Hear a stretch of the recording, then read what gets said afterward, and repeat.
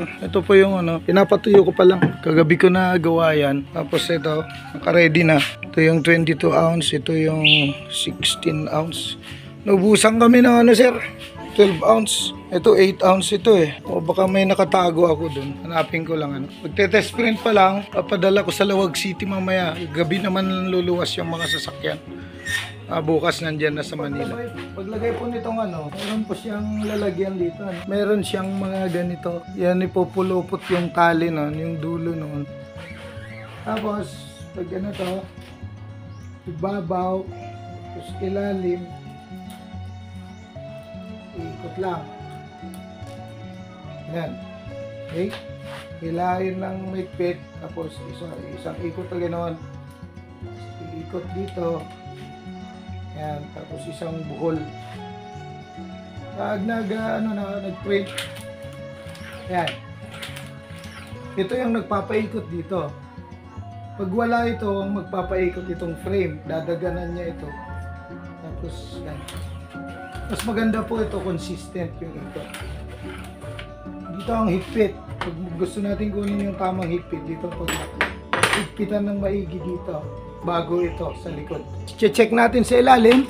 Yan. Bawa yung pang-print natin na ito siya. Lalagyan nyo ng isang cup na ganito para matest yung distance. Ito po yung dating print na. Tama-tama po yung pagkalagay. Yan. Magkatapat sila. Kung masyadong mataas siya, ito ang mag-move.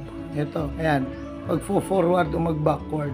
Tapos yung angle niya, yung approach niya dyan, pwede nyong i-manipulate dito para mag-ano siya, tatango siya, pataas o pababa. Yung blade natin, kailangan nasa gitna. Pwede natin i-manipulate dito, para mag-swing ito. Ganun, para gumitna ito. Pag kunukuha natin, medyo matras siya, no? Piluwagan natin dito. Okay, pag gusto natin mag-forward yan, dito kita natin ba? Pero luwagan dun sa kabila niya. Dahan-dahan niyang hihilayin niya yun. Hanggang makuha natin yung tamang distance, tamang tapat. Tapos counter na. Pag masyadong mababa ito, pwede natin i-release na ganyan. Tapos i-turn lang ganyan, tataas siya. Yun, at tumaas na siya. Meron na siyang clearance ng konti. Ayun. So, ganyan to. Check natin sa ilalim. Yun. Makikita natin yung ano niya, yung bakat. Yan. Nakatapat na po sa gitna. Yan.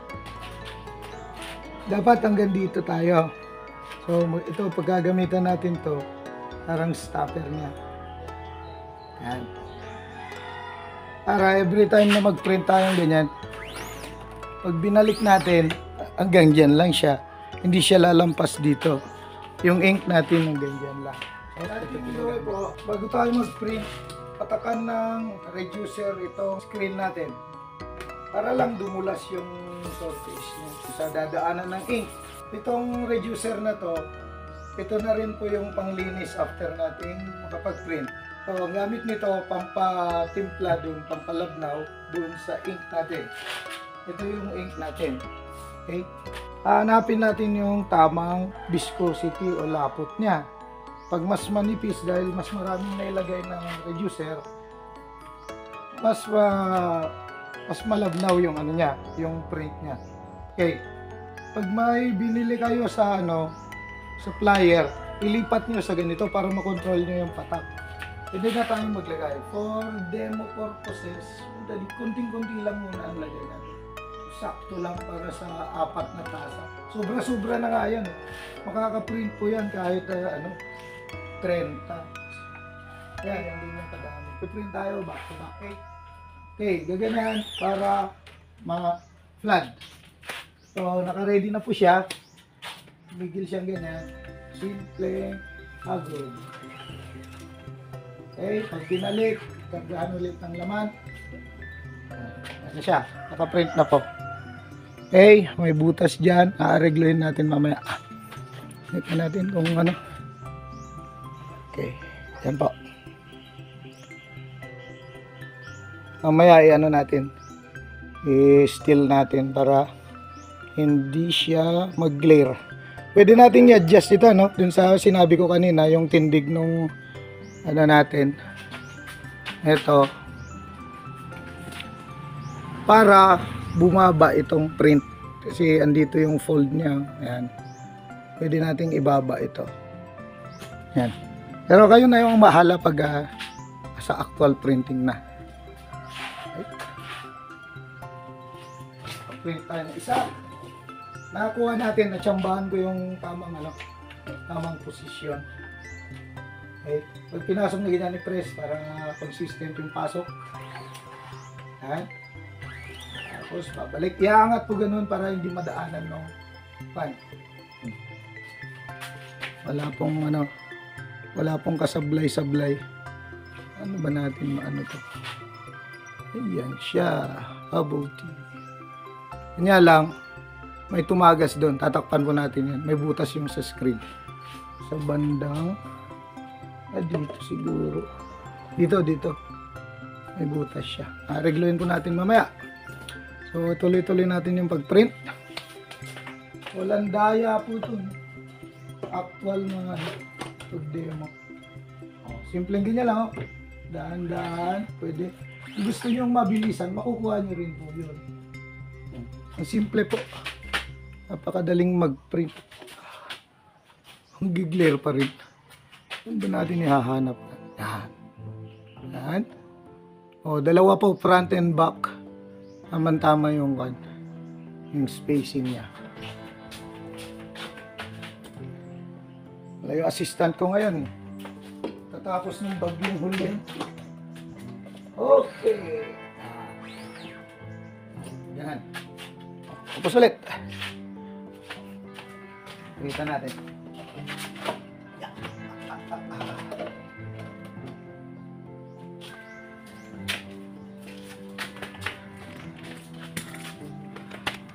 Si Hubble Bubble.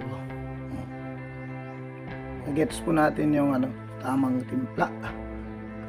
Napakadali pong gamitin itong natin. Pang screen print ng milk tea. Okay po. Salamat po dun sa bumili. Taga Quezon Province daw pero pipick upin sa Manila para makatipid ng pang shipping kasi mahal din ang singil sa shipping. Maglilinis na po ako ngayon. So, gandang ugaliin. Ganito, Yan, lugan dyan. Taas na ganoon.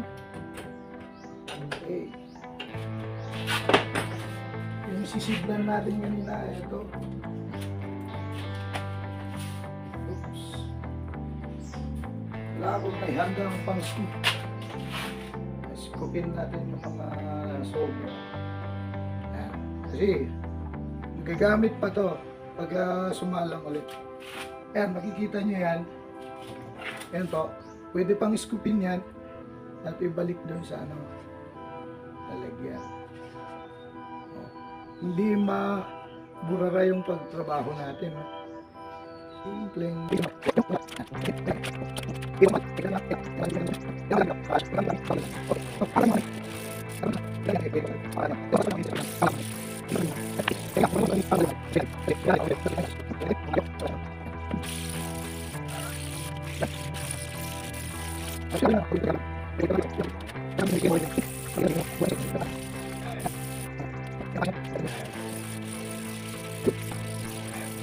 Patuyin po natin na maayos. Tapos, yan na, i-empake na po natin.